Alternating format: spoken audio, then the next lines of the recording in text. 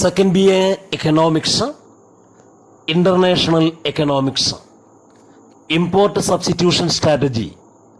This strategy indicates that trade is changed in favor of production for domestic market and against export market.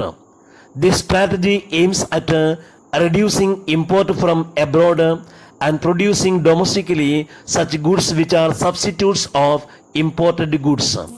According to Hitchman, there are 4 impulses of import substituting industrialization.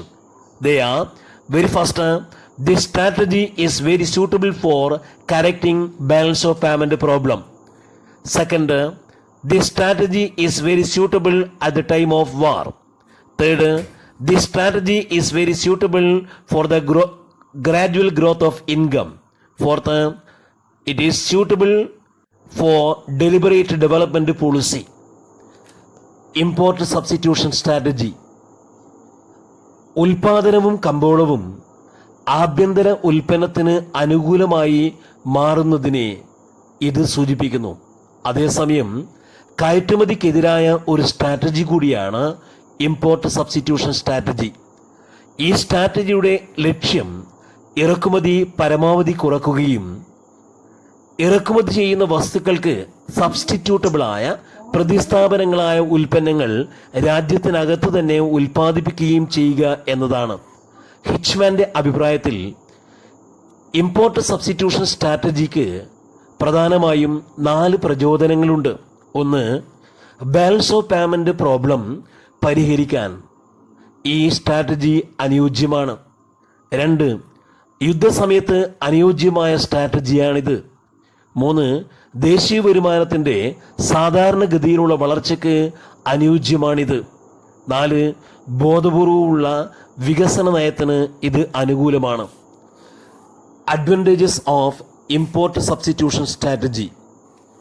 Very first, four achieving self sufficiency in the long run and save foreign exchange.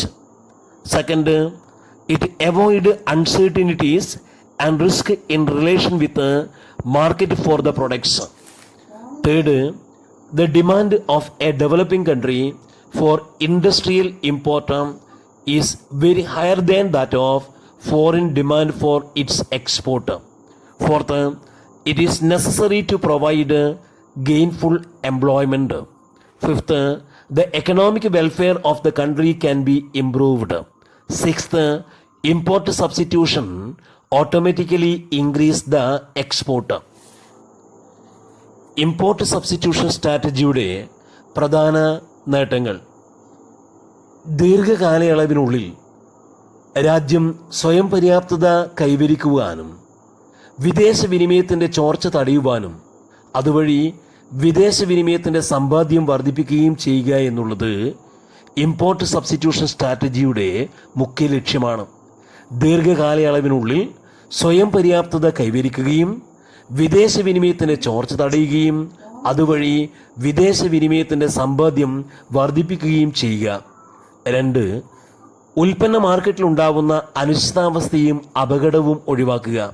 3, ഒരു വികസ്വര രാജ്യത്തെ സംബന്ധിച്ചിടത്തോളം അവരുടെ ഉൽപ്പന്നത്തിനുള്ള വിദേശ demand വളരെ കുറവും എന്നാൽ അവർ വളരെ കൂടുതലായി വിദേശ വസ്തുവിനെ ആശ്രയിക്കുകയും ചെയ്യുന്നു എന്നുള്ളതാണ്. 4, തൊഴിലവസരങ്ങൾ വർദ്ധിപ്പിക്കുന്നതിന് അനുയോജ്യമായ ഒരു സ്ട്രാറ്റജിയാണിത്. 5, ഇമ്പോർട്ട് സബ്സ്റ്റിറ്റ്യൂഷൻ സ്ട്രാറ്റജിയിലൂടെ രാഷ്ട്രത്തിൻ്റെ സാമ്പത്തിക ക്ഷേമം വർദ്ധിപ്പിക്കാം. 6, ഇമ്പോർട്ട് സബ്സ്റ്റിറ്റ്യൂഷൻ സ്ട്രാറ്റജി ഓട്ടോമാറ്റിക്കായി കയറ്റുമതി വർദ്ധിപ്പിക്കുന്നു. Conclusion: a country like India should concentrate on manufactured products both for home consumption and export. This is essential because market for the traditional export of India like tea, jute, manufacturers and cotton textile have become stagnant. A regulation of foreign trade is the fundamental principles of commercial policy. Therefore, combination of export promotion and import substitution must be followed.